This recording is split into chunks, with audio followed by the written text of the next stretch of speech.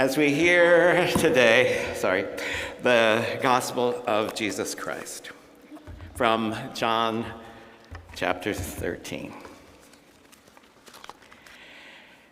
After Judas went out to betray Jesus, Jesus said to the others, "In this way is God glorified, and I am glorified along with God. Little children, I am with you only a little longer. You will look for me, and as I said to the other Jews, now I say to you, where I am going, you cannot come. I give you a new commandment, that you love one another. Just as I have loved you, you also should love one another.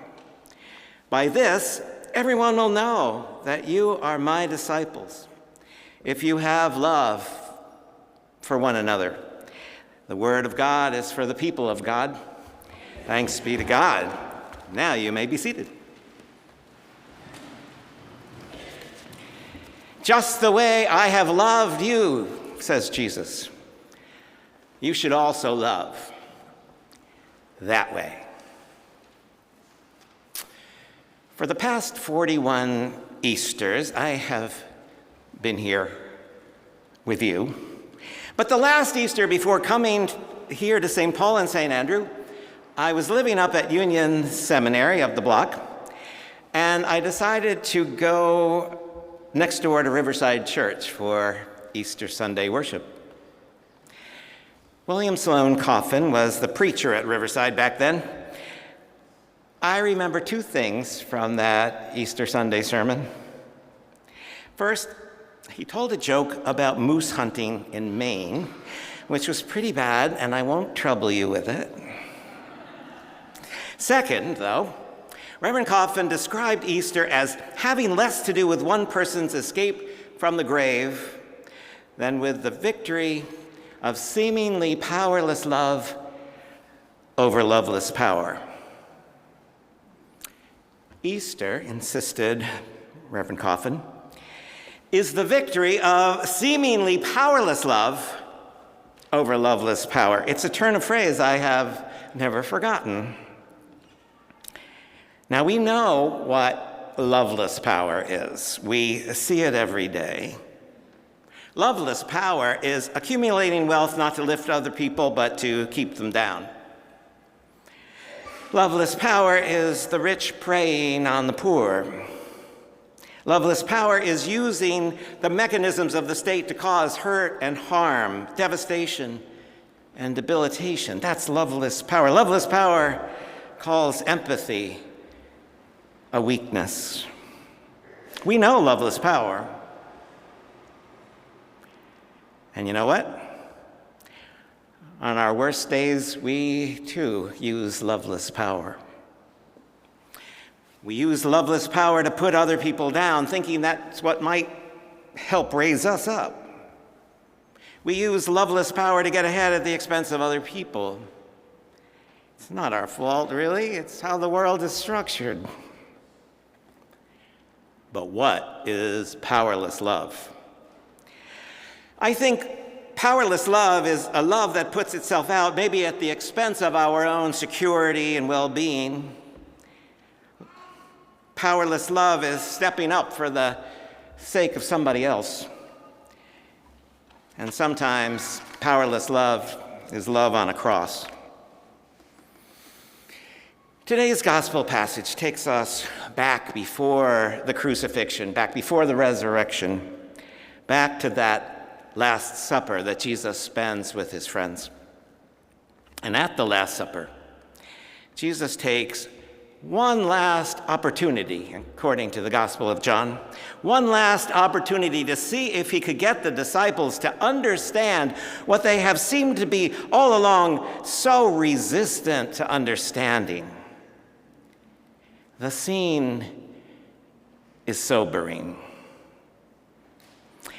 As the reading starts, Judas has just left the table.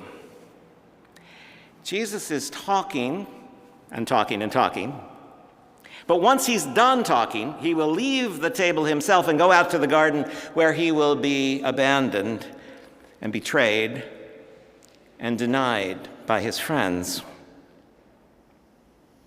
where he will be arrested and tried and beaten and killed by those who fashion themselves his enemies.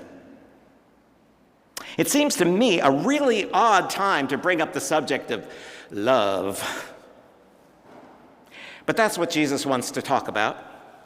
That's what Jesus wants to talk about, because Jesus knows, as Pastor Lee reminded us last week, Jesus knows that the power of violence and death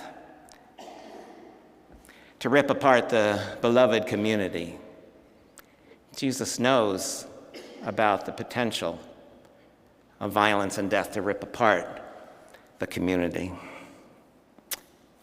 And there at that Last Supper, Jesus says to those friends of his, people who have been with him for years and traveled with him through the streets of Galilee and all the way to Jerusalem, these people who have left behind their old lives and livelihoods, Jesus says to them, look, you have listened to me, you have watched me, you have observed me, you have followed me, as I have been teaching and preaching, healing people and feeding people.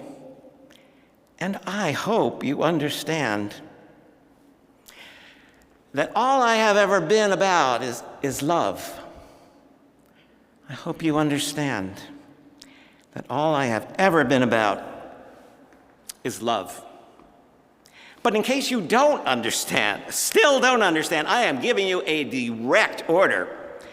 Here is my direct order: love each other. It's 3 words, people. You have one job: love each other. Now, it was the practice, as you may know, it was the practice in the first century for a rabbi's disciples to learn not only by listening to their teacher, but by observing, by watching everything that rabbi does. And so there's a story that I love from the Talmud. It's about Rabbi Akiva, another amazing Jewish teacher who, like Jesus, will end up being arrested and molested and put to death by the cruelty of the Roman Empire. But back when Akiva was himself first learning from his rabbi, he would follow that rabbi everywhere. And one day, so it says, Akiva follows that rabbi into the bathroom. And when Akiva comes out of the bathroom, his comrades accost him and say, "What are you doing? What are you thinking?" And Akiva says, "If I don't follow him everywhere, how am I going to learn Torah? How am I going to learn how to live?" Well, as hapless and clueless as the disciples of Jesus always are, we have no record of them doing any such thing.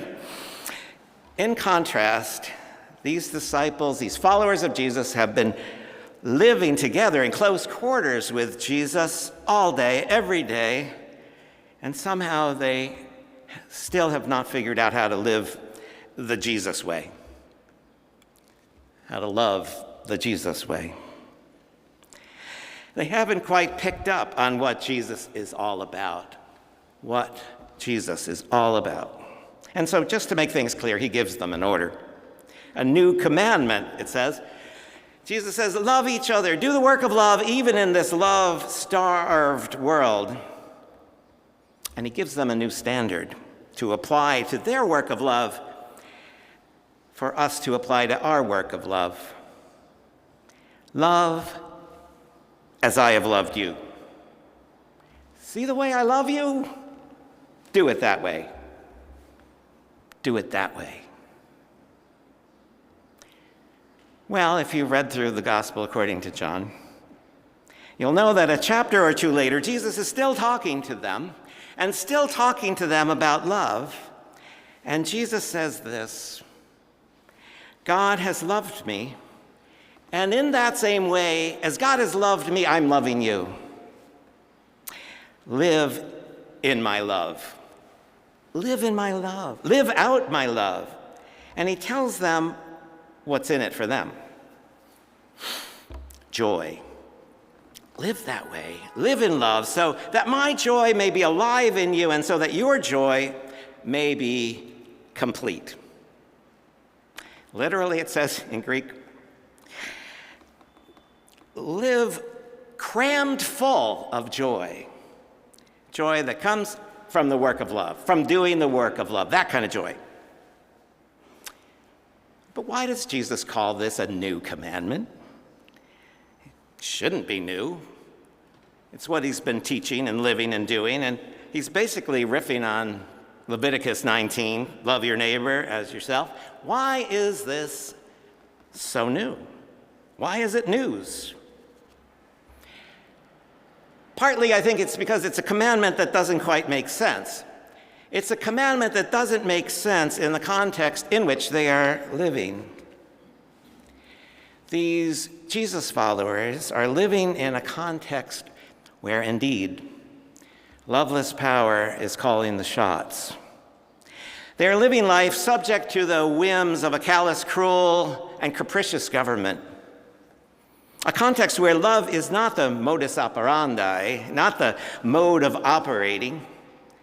Love is certainly not the way to get by and get ahead. They live in a context where loveless power seems to have the victory. In other words, they're living in a context not unlike our own. And so Jesus tries to get them to really step up, to see their task in life not as a continuation, but as a different way to be in the world. That's not all that easy. We humans do tend to be subject to inertia, to go along in the same direction we've been heading and not strike out in some dramatically different way. You see, there were these two old dudes who went hunting for moose in the northwestern part of Maine, right near Moosehead Lake. This is serious. As the pilot of the small seaplane that flew them in let them off on the shore of that lake, he reminded them, like I said, I'll be back in 3 days. But remember, this is a very small plane. There's room for the two of you and one moose. When the pilot returned for them 3 days later, they were standing there on the shore of the lake with not one, but two moose. Mooses? Meese? Thank you. And they were big, and the pilot said, look, I told you, just the two of you and one moose. The hunters looked at each other and said, well, the guy last year didn't complain. So the pilot relented, and the three of them piled the two moose into the plane and crammed in beside them. The plane taxied way across the lake and finally got into the air, barely clearing the trees, and flew for a minute or two before they clipped a high pine tree and crashed. After a bit, one of the hunters came to and said to his friend, where are we? And his friend said, oh, about 100 yards further than last year. I think that at the Last Supper, Jesus knows that he's going to be taken from them, and he's afraid that they're going to just keep doing what they've always done, and the results are not going to be any different. And if you remember from a couple of weeks ago, when we read about how the risen Christ comes back at the end of the book of John to find these disciples of his, what are they doing? Anybody here? Anybody listening? Yeah, thank you. Yeah, they're fishing. They have gone back to their old lives and their old livelihoods, not so long after the resurrection of Jesus Christ. But it makes sense. This love thing sounds good, but it's not the way the world works, Jesus. It's not the way we get by. And Jesus knows it. That's why he's telling them this is going to be a new thing. Get ready to do a new thing. That's the message that's reflected also in the passage from Revelation that we just heard from Charlene a moment ago, a message of radical renewal. Look, I am making all things new. And I offer you living water from the spring of life, and with me you will find this strange victory, a victory finally of seemingly powerless love over loveless power. I don't know about you, but I don't picture the book of Revelation as carrying a message all about love. Most of the time I don't know what it's talking about. I'll have to ask Catherine after church. But a verse from the very first chapter of Revelation sticks with me. It talks about Jesus as the one who loves us. It talks about Jesus as the one who loves us and frees us from ourselves. Or as my teacher Christopher Morris used to put it, the one who loves us into freedom and frees us to love. So how do we do that? How do we, as people who are loved into freedom, obey that order to love, to increase the amount of love in the world? Sitting on the subway lately, it is hard to miss the MTA ad campaign pleading for courtesy. Don't be someone's subway story. Exactly. But I'm thinking maybe it should read a little differently. Maybe it should read, be someone's subway story. Be the person who, though, through some tiny and improbable act of love, changes the trajectory of somebody's day. By giving up a hard-won seat, by giving an unexpected yet uncreepy smile, by reaching out to somebody everyone else is trying to avoid, by resisting the subtle and overt acts of hate we sometimes bear witness to. Be someone's subway story. Be someone's roadside story. Be someone's bedside story. That is one way we can do what we say on the front of every bulletin: increase the amount of love in the world. That's one way we do this thing that Jesus orders us to do. That's one way we live in the love of Jesus. You see, the way I love, says Jesus. Do it that way. Do it that way. Do it that way. For God's sake, do it that way. Let's sing together this song drawn from the verses of Revelation and this love commandment of Jesus. Just love. Just love.